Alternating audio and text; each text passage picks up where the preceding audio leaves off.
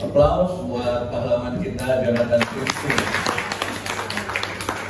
Silakan Mbak Yuni. Ya, baik, terima kasih Mas Dewi. Langsung aja kita sekarang sudah bareng di ujung tadi di pertandingan final melawan Purnaput Agrium tanggal 11/21, 17/21 dan 18/21. Langsung aja tanya di ujung hari ini gimana permainan hari ini. Ya, pertama ya mau mengucap syukur puji Tuhan. Walaupun belum meraih hasil maksimal, tapi saya sudah melakukan yang terbaik dari yang saya bisa lakukan hari ini, dan memang Purnaput bermain sangat baik hari ini. Dia sangat sabar, dia mencoba lebih tenang lagi dan benar-benar berusaha untuk tidak gampang mati sendiri. Dan terlihat tadi di set ketiga, di pertengahan set ketiga, dia benar-benar berusaha untuk beberapa kali rally panjang, dia nggak mau mati sendiri dan dia terus tahan.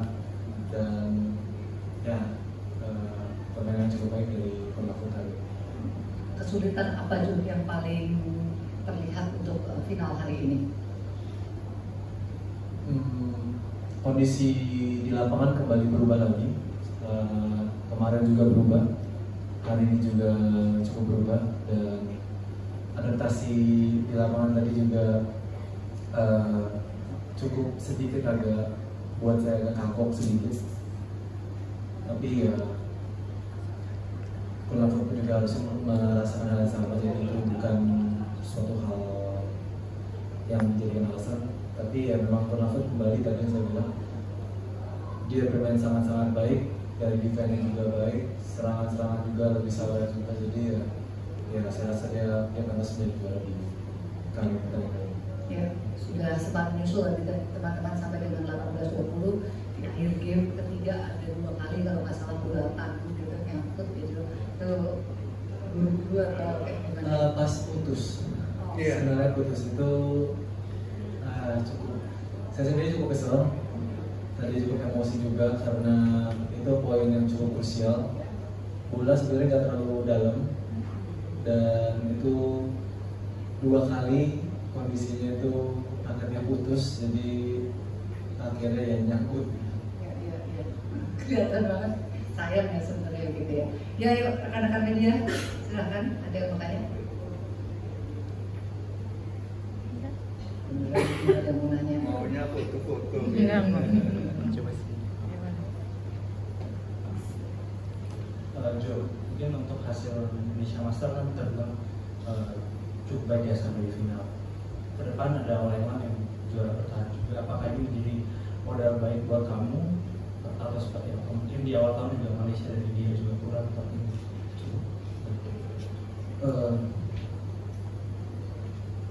Ya, saya rasa dari setelah pertandingan Olimpiade tahun lalu, trennya cukup positif. Tapi kembali semifinal, final, saya rasa itu masih belum cukup. Akhir tahun lalu mungkin saya ada semifinal 4 kali, final 2 kali, dan awal tahun ini pun juga sama, semifinal India dan kali ini final lagi. Jujur, saya merasa gagal ya. Karena memang dari awal target saya pribadi, pelatih juga sebenarnya pengen juara di Indonesia Master. Dengan ada kans, dengan ada kesempatan hari ini, kembali saya belum bisa memaksimalkan kesempatan tersebut. Begitu juga dengan beberapa pertandingan final kemarin-kemarin, mengeksekusinya juga kurang baik. Ya saya bisa bilang untuk pertandingan kali ini saya merasa gagal. Tapi ada sisi positif juga yang bisa saya raih untuk bekal menuju pertandingan berikutnya. Karena setelah ini mungkin Oleman masih ada 1 bulan lebih, persiapannya jauh lebih banyak dibanding kemarin setelah quarter final. Jadi ya saya harap kepercayaan diri dari di lapangannya bisa timbul dan bisa menjadi satu hal yang saya bawa nanti untuk di Olimpiade. Oke. Masih ada lagi pertanyaan? Mau tanya? Ya, boleh. Takut gitu. Saya Diana dari Bulalo. Saya mau nanya, dalam 5 tahun terakhir ini kan tunggal putra Indonesia yang masuk 10 besar itu baru kamu dan Ginting ya.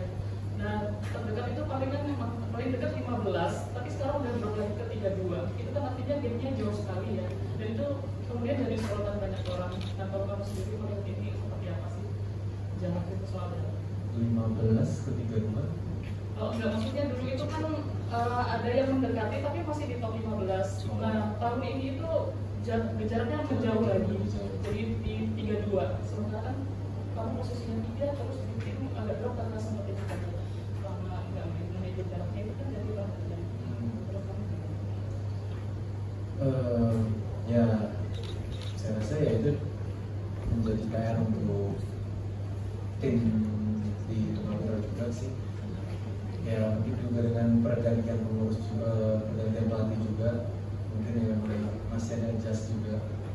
Dan ya saya rasa mungkin harus bisa lebih banyak mempromosikan yang junior ya, seperti yang mungkin Alwi, Saud, sama Ubed harus segera lebih banyak dikasih jam terbang kalau menurut saya, karena ya maksudnya ya jangan lihat hasilnya dulu gitu.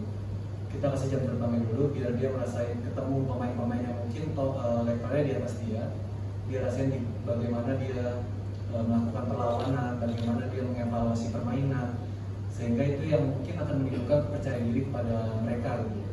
Baru dari situ pelan-pelan ya kita coba lihat hasilnya gitu. Jadi jangan sekali dikirim, 2 kali dikirim langsung lihat hasil, kalah, pertama kedua terus besoknya langsung nggak dikirim lagi, itu justru malah buat anaknya jadi nggak bisa diri gitu.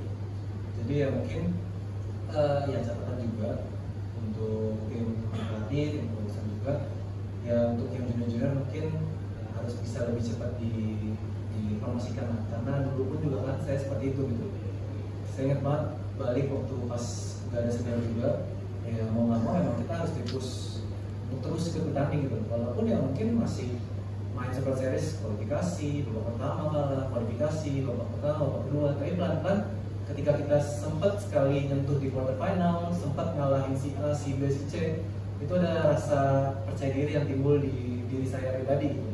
Jadi itu yang saya rasa perlu ya prosesnya itu juga yang kita perlu tunggu dari anak-anak yang muda juga, terlebih lagi juga saya itu.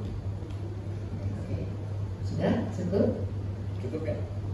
Terima kasih John. Semoga hasilnya lebih baik lagi di Eropa. Terima kasih. Terima kasih.